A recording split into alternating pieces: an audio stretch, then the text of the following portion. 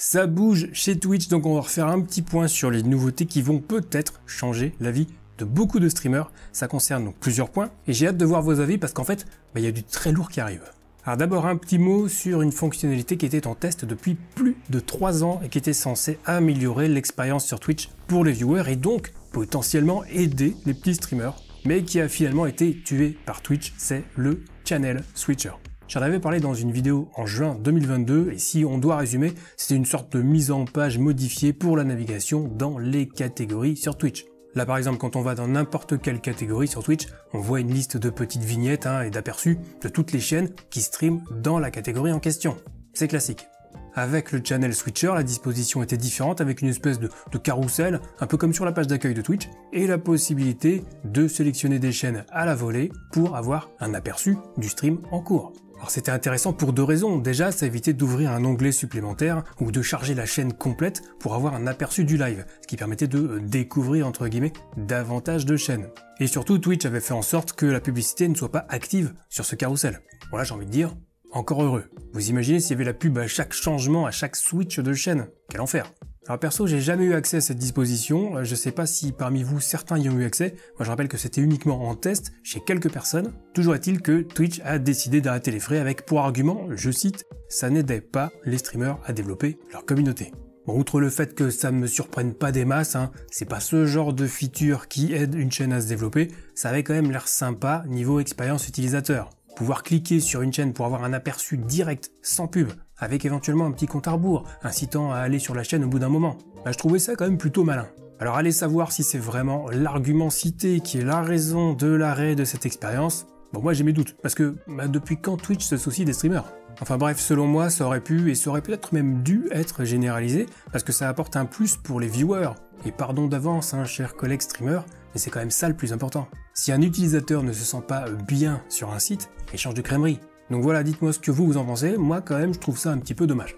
Et en parlant d'être bien, si vous voulez que vos viewers se sentent à l'aise sur votre chaîne, vous pouvez opter pour un design de chez Owned, mon partenaire qui propose un choix énorme d'overlay et d'alertes de stream. C'est parfait pour avoir un look clean facilement et avec le code TomTom vous aurez 55% de réduction sur toute la boutique, c'est au top. La suite. Un point maintenant sur les raids et plus particulièrement les gros raids, les raids massifs. Selon une étude de l'université de Miami, c'est très sérieux, les raids massifs auraient un effet négatif sur l'engagement de la communauté propre à une chaîne Twitch. Ah oui, si vous faites 10 viewers de moyenne et que vous recevez un raid, de 2000 personnes, il y aura beaucoup plus de gens issus du raid qui vont parler. L'effet secondaire, c'est que les viewers de votre communauté auront tendance à moins parler dans le chat. Alors je sais pas si c'est moi ou pas, mais est-ce qu'on avait vraiment besoin d'une étude pour savoir ça? Parce que ça paraît quand même plutôt logique. Enfin bref, c'est confirmé donc par une étude, et l'autre point que ça soulève, c'est concernant le chat partagé. Vous savez que le CEO actuel de Twitch pousse énormément une fonctionnalité que très peu de monde utilise, un chiffre à l'appui, qui s'appelle Streamer ensemble, le fameux Stream Together. Fonctionnalité qui s'accompagne d'une option permettant de combiner les chats des streamers qui donc streament ensemble. On peut d'ailleurs juste activer le chat combiné. On n'est pas obligé d'afficher la trogne des autres viewers sur son live. Et bien la question maintenant, c'est de savoir si, quand un petit et un gros streamer sont associés, est-ce que le chat combiné a un impact positif ou négatif sur l'engagement de la communauté du petit streamer? C'est ça qui aurait mérité une étude. Bon, il fait chaud à Miami, on leur en veut pas. Merci quand même d'avoir confirmé ce que tout le monde suspectait déjà, à savoir que recevoir un énorme raid, c'est pas forcément que du positif. J'en ai moi-même parlé à plusieurs reprises dans d'autres vidéos, au-delà de l'aspect engagement, en vous racontant la fois où j'avais reçu un raid de 18 000 viewers suite à ma victoire à FFS de Zerator, qui avait été plutôt dur à vivre dans les semaines et les mois qui avaient suivi. Donc je vais pas revenir dessus. Allez, autre sujet. Après l'avoir annoncé en début d'année, Twitch a lancé la monétisation pour tous. Ça veut dire qu'il n'y aura plus besoin d'être affilié pour monétiser sa chaîne Twitch. Alors pour info, entre le 29 juillet et le 4 août, donc sur une semaine, Commander Root a déjà détecté environ 7000 nouvelles chaînes monétisées sans être affiliées, ça démarre quand même fort. Et ces chaînes ont également accès à quelques outils communautaires comme les badges, les émotes ou encore les points de chaîne. Et ouais, donc vos 3 viewers de moyenne là, ça sert plus à rien. Bon en fait, c'est pas tout à fait ça. Déjà, ça ne concerne que les États-Unis pour l'instant. Premier point. Et s'il sera bel et bien possible de monétiser une chaîne, on ne pourra pas récupérer les gains avant de devenir affilié. En attendant, on aura le choix de conserver les gains et tout récupérer donc une fois qu'on devient affilié, à condition d'avoir atteint le seuil des paiements, tout ça. Ou alors on aura la possibilité de dépenser les gains en question sur Twitch via le solde disponible, qui est l'appellation utilisée dans l'article du blog Twitch qui annonce la fonctionnalité. Donc c'est a priori un petit peu différent du porte-monnaie qui existe déjà pourtant depuis des lustres, mais bon, c'est comme ça. Bref, ce solde pourra servir à acheter des bits et des abonnements cadeaux dans un premier temps, ce qui n'est pas folichon, mais Twitch précise qu'à terme, il sera aussi possible d'acheter des subs aux chaînes de son choix, ce qui est quand même plus logique, voire d'acheter un abonnement Twitch Turbo. Et ça, c'est plutôt malin, parce que pour rappel, Twitch Turbo, c'est ce qui permet de supprimer absolument toute la publicité sur Twitch, en tant que viewer, bien sûr. C'est un peu comme le YouTube Premium. Donc pouvoir investir là-dedans, pour le streamer lambda qui est aussi potentiellement un viewer lambda, bah c'est pas mal. Parce que si un abonnement à une chaîne permet effectivement de se passer de la pub, bah on peut pas s'abonner à toutes les chaînes non plus. Donc pour ceux qui consomment beaucoup de contenu sur Twitch, bah l'abonnement Turbo est totalement envisageable. Et là où Twitch est également super malin, ou ultra cynique au choix, c'est que l'argent reste en interne. Imaginez un petit peu le tableau. Le petit streamer peut monétiser sa chaîne dès le premier stream. Il reçoit quelques subs, sur lesquels Twitch prend une part, je le rappelle. Mais le streamer en question, il n'est pas affilié, donc il ne peut pas récupérer ses gains. Et comme il traîne lui-même un petit peu sur Twitch, il décide d'utiliser son solde disponible pour prendre un sub chez un autre petit streamer, sub sur lequel Twitch prend à nouveau sa part. Et ce nouveau streamer pourra à son tour dépenser de l'argent sur Twitch, chez un autre streamer, etc., etc., etc. Dis donc, ça ressemblerait pas à une petite pyramide de Ponzi tout ça? Bon, quoi qu'il en soit, si c'est encore en test et uniquement aux États-Unis, je prends les paris que ce sera déployé un petit peu partout dans un avenir plus ou moins proche. Un Twitch a toujours besoin d'être rentable et ouvrir la monétisation à tout le monde, c'est un bon moyen de gratter de l'oseille, tout en donnant de faux espoirs à une génération de nouveaux streamers. Bon, ce n'est que mon avis, dites-moi dans les commentaires si vous pensez différemment ou si je suis peut-être un petit peu trop sur la défensive. On va terminer en parlant d'un phénomène qui gangrène Twitch ainsi que la majorité des autres plateformes et réseaux sociaux, ce sont les viewbots. C'est ce qui permet de gonfler artificiellement les chiffres sur Twitch, notamment le nombre de spectateurs. C'est utilisé par des petits streamers, mais aussi par des gros streamers, volontairement ou non. Et c'est ça que j'ai choisi de mettre en avant sur la miniature de cette vidéo, parce que c'est un énorme problème sur Twitch, et à plusieurs niveaux. Et je confirme, ce n'est pas forcément volontaire, parce que même si certains streamers utilisent des bots dans le but de gonfler leur nombre de viewers, d'autres sont parfois victimes de viewbotting. Des fois, on n'a rien demandé et une personne mal intentionnée peut décider comme ça d'envoyer 1000 bots sur notre chaîne, soit pour nous nuire, soit pour passer le temps, soit juste pour faire suer. Allez savoir pourquoi ils font ça. Ben voilà, il y a des no-life comme ça, il y en a quelques-uns sur internet. Mais le point qui fâche, en fait, c'est évidemment le viewbotting volontaire, avec des streamers qui utilisent donc des bots ou des faux comptes en masse pour gonfler leur audience. Eh oui, parce que le monde attire le monde, donc quelqu'un qui a 1000 viewers attire davantage de nouvelles têtes que quelqu'un qui fait 20 viewers de moyenne. C'est comme ça.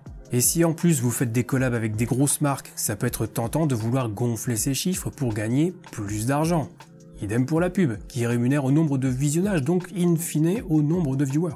Eh bien Twitch est en train d'agir, ou plutôt de réagir plus activement que d'habitude, parce que le problème n'est pas nouveau. Et c'est le CEO, donc Dan Clancy, qui en a parlé via un tweet expliquant le point de vue de la plateforme, comme quoi ils étaient au courant de la situation, qu'ils allaient agir, bla bla bla. Mais ce qui ressort principalement ici, c'est que Twitch utilise en fait deux systèmes distincts pour le comptage de ses utilisateurs.